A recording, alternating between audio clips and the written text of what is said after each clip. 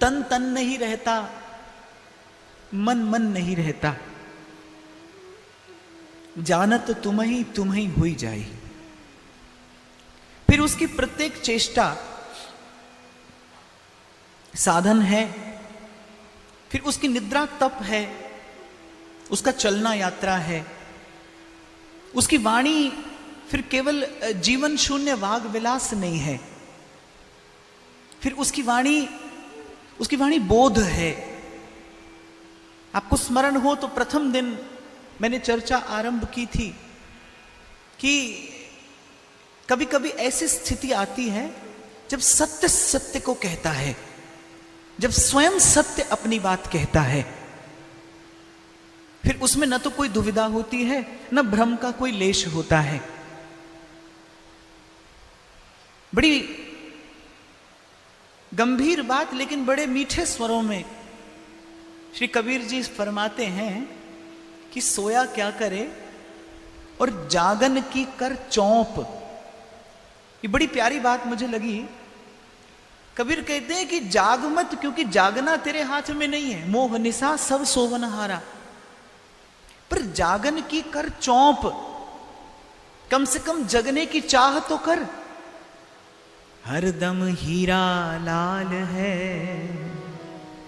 गिन गिन गुरु को सौ। हर सांस किसी विलक्षण मणि माणिक्य से भी कहीं अधिक अनमोल है। इसलिए जागन की कर चौंप, हरदम हीरा लाल है, और गिन गिन गुरु को सौंप।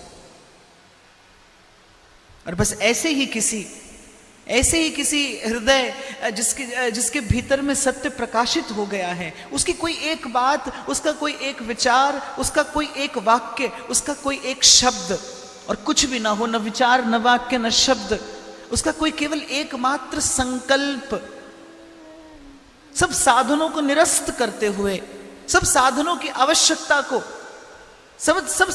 आवश्यकता को तिरोहित करते हुए बड़े सहज में कल्याण का पथ प्रशस्त कर देता है। कि भोजराज ने कहा श्री मीरा जी से कि जो सत्य की अनुभूति करा दे, जो सत्य के विषय में बता दे, वो शिक्षक है। उसका भी आदर हो, उसका भी सम्मान हो। जो कहे और कहकर सुना दे वो शिक्षक है, पर उसका भी आदर हो। पर लेकिन जो कहकर जना दे, जो कहकर बोध करा दे, जो कहकर अनुभूति करा दे, जो कहकर धन्य कर दे, कहता हूं, बार बार कहता हूं और हमेशा कहता रहूंगा, बुद्धि न लगाइए। हमें रास्तों की जरूरत नहीं है, हमें तेरे कदमों के निशान मिल गए हैं। उस मार्ग पर जा रहे हैं आप जहां आप पथ जानते नहीं, मार्ग दुरूह है, समय से पहले आपको पहुंचना है। केवल एकमात्र ही युक्ति है कि जो गया है, जिसके पास अनुभव का धन है, बस उसके पीछे पीछे चलिए। श्री गुरु चरण सरोज रज, निज मन मुकुर सुधार। संतों की बात सुनिए। संत क्या कहते हैं?